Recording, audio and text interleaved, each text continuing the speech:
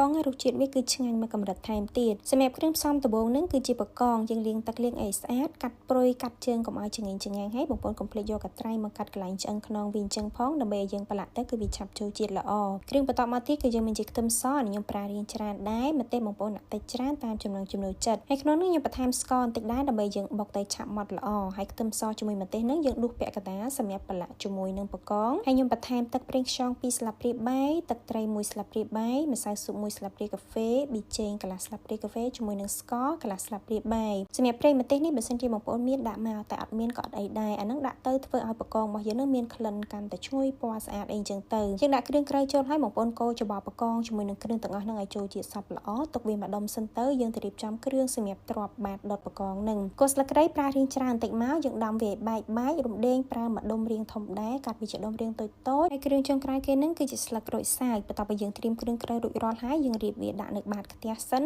បន្ទាប់មកយើងចាក់បកងដែលបានប្រឡាក់គ្រឿងហើយស្រាប់នឹងដាក់ពីលើហើយបងប្អូនចាក់ប្រេងឆាចូលមកសម្រាប់ប្រេងឆាដាក់រាងច្រើនបន្តិចមកណាបងប្អូនព្រោះអានេះដុតបកងត្រូវការប្រើប្រេងឆារាងច្រើនសម្រាប់ការដុតហ្នឹងយើងទុកចោលវាប្រហែលជាខ្ទង់ 5-6 នាទីអីសិនទៅយើងទៅរៀបចំធ្វើទឹកត្រីកោះកុងសម្រាប់ទឹកត្រីកោះកុងបងប្អូនធ្វើដូចខ្ញុំអញ្ចឹងក៏បានឬក៏មានរបៀបធ្វើខ្លួនឯងយើងធ្វើតាមអីដែលយើងធ្លាប់ធ្វើអញ្ចឹងទៅទឹកត្រីកោះកុងមកខ្ញុំអត់ដាក់អំបិលទេបងប្អូនខ្ញុំដាក់តែទឹកត្រីប៊ីចេងស្ករថែមទឹកបន្តិចហើយច្របាច់ក្រូចឆ្មាចូលមកតែប៉ុណ្្នឹងគឺត្រូវរសជាតិហើយសម្រាប់បកងនេះបន្ទាប់ពីយើងដុតប្រហែលជាខ្ទង់7នាទីបងប្អូនបើកគម្របហើយកូរច្បល់វាអញ្ចឹងមកយើងកូរវាពីក្រោមទៅលើពីលើទៅក្រោមដើម្បីវាឆ្អិនសព្វល្អបន្ទាប់មកគ្របវាម្ដងទៀតប្រហែលជាខ្ទង់3 ទៅ 4 នាទីតែប៉ុណ្្នឹងមកបកងដុតអំបិលម្ទេសរបស់យើងគឺរួចរាល់យើងអាចយកទៅញ៉ាំបានហើយសម្រាប់បកងនេះដែរគឺវាឆាប់ឆ្អិនទេបងប្អូនអញ្ចឹងហើយយើងកុំទុកយូរពេករយៈពេលដែលយើងដុតសរុបនឹងប្រហែលជាខ្ទង់9នាទី10នាទីអីហ្នឹងគឺមិនល្មម